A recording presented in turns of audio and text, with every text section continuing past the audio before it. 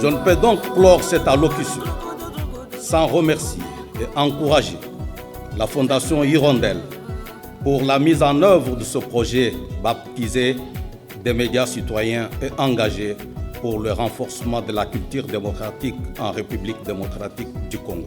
Une raison de plus pour faciliter la redevabilité dans le cadre de la gestion de la chose publique dans ma province. Le programme d'action prévoit ce qu'on appelle la réunification routière de la province, c'est-à-dire la connexion des chefs-lieux du territoire à la ville de Kananga. D'abord des routes d'intérêt provincial et des routes de dessert agricole. Ici, au Kasaï central, si on mettait un accent particulier à l'agriculture, je crois que cette province va décoller. Quand vous quittez Kananga, vous arrivez à Dibaya, au niveau du village Nkoufoulou. Les travaux ont commencé par là et dernièrement, le ministre du développement rural du gouvernement central a été même sur ce tronçon il n'y a pas un mois. Il ne se passe jamais un seul projet exécuté à l'issue duquel on n'a pas alerté sur le cas de détournement.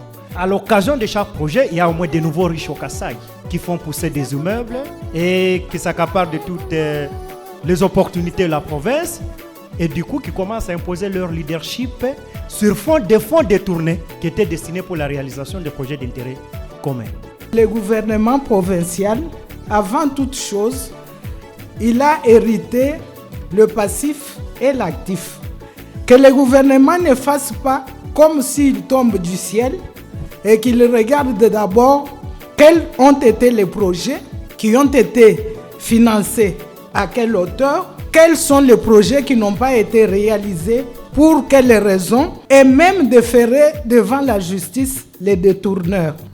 Je salue les axes du gouvernement provincial. C'est pertinent. Ça reprend à 80% les problèmes de la province. Mais je n'ai pas la conviction que ce programme va répondre favorablement aux priorités de la province. Les ressources financières ici localement sont mobilisées par une régie locale que nous appelons DGRCAC. À chaque mandat, il y a des détournements au niveau de cette régie-là. Une chose est sûre, on a 21 têtes d'érosion que la banque finance, en sachant qu'on devait commencer avec 3 têtes d'érosion. Le PK 706 à Lukonga, celui de SNCC et celui de l'aéroport. L'avantage qu'il y a, c'est que nous n'allons pas faire tout ce qui est passation de marché, etc., qui prend beaucoup de temps. Nous allons faire du gré à gré. Nous avons ciblé à peu près 6 entreprises. Et sur ces 6 entreprises, seront en mesure de nous dire ce qu'elles peuvent faire.